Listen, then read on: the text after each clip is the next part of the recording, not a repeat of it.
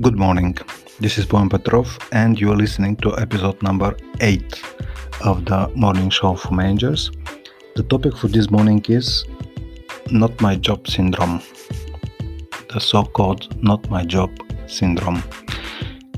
The not my job syndrome disappears from the manager's vocabulary right when they realize that no matter where and for whom they work, they first and foremost work for themselves. They own their growth and development. However, the not my job syndrome is widely spread and may increase even more if team managers do not address it adequately. And adequately means this: before jumping to conclusions, have a frank conversation about the syndrome with the people in your team. This way, the not my job syndrome does not go unnoticed, but it also creates a safe space to have an honest conversation about what we can change. There is absolutely no good reason for this not my job syndrome to exist in a well-performing team, especially when there is no clarity of who should be responsible for some additional work that needs to be done in the team. The person who might take on responsibility might be the person who is the least busy right now. It might be the person who has the most experience. No matter what the principle is for determining whose job it is to do something extra, it is more important for the team to have the right attitude that there is no such thing as not my job when it is my team's job. People usually want to do a good job. If the not my job syndrome appears, it could be a signal that people are overloaded. But it could also be a tool for revenge by someone who has previously needed support to get their job done, but nobody helped.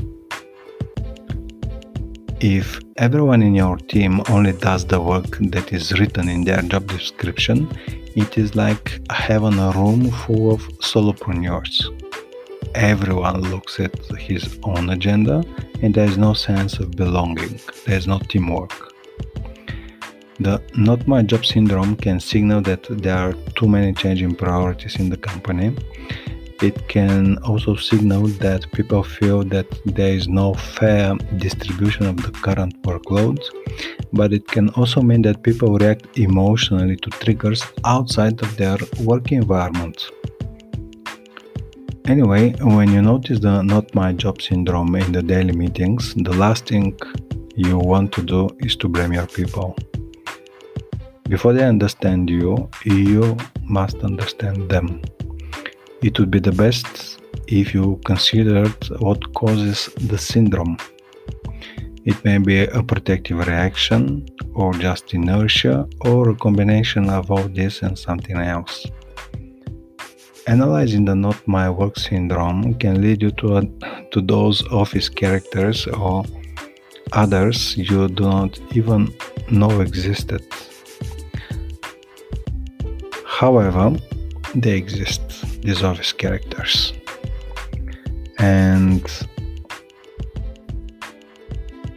they outline the internal subcultures in the different departments. No matter how large the constellation of these office characters that contribute to the existence of the not my job syndrome, the manager's job is to create an environment in which people are proactive and eager to embark on new projects.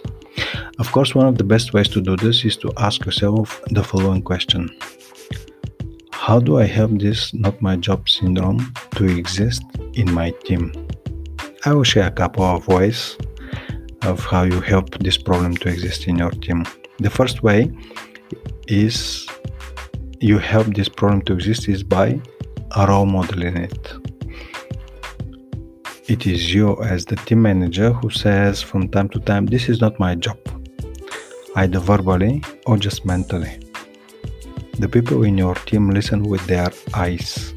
It doesn't matter what you say, it matters what you do.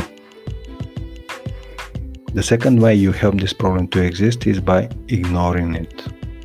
Even if you think that it is not acceptable for any activities to end up in a vacuum of responsibility, you leave them that way. you just sit in this vacuum. So at some point, the little snowball of not my job turns into an unpleasant avalanche in which the line not my job sticks to almost anything new that needs to be done. The third way that you help this problem to exist is by not encouraging people to take responsibility for things from this not my job avalanche. They take risks, sometimes successfully, sometimes not, but the act of taking responsibility itself deserves to be acknowledged and recognized as a behavior that you value and encourage. The fourth way you help this problem to exist is by publicly punishing all mistakes made while taking on new tasks. You probably do it with all good intentions, to make a point, to say high standards, etc., but you do it in the worst possible way, by pointing fingers in public. Every way of how you help this problem to exist is also a solution to the problem, but only if you take action against your own helping. On the other hand, if you hear the comment "it's not my job" in some of your meetings, it could also be a good signal. It could mean that people in your team are not afraid to express their opinions, they're not scared of conflict, and they are ready to have thoughtful disagreements. That's it for today. Episode number 8, Not My Job Syndrome. Have a good day and see you soon.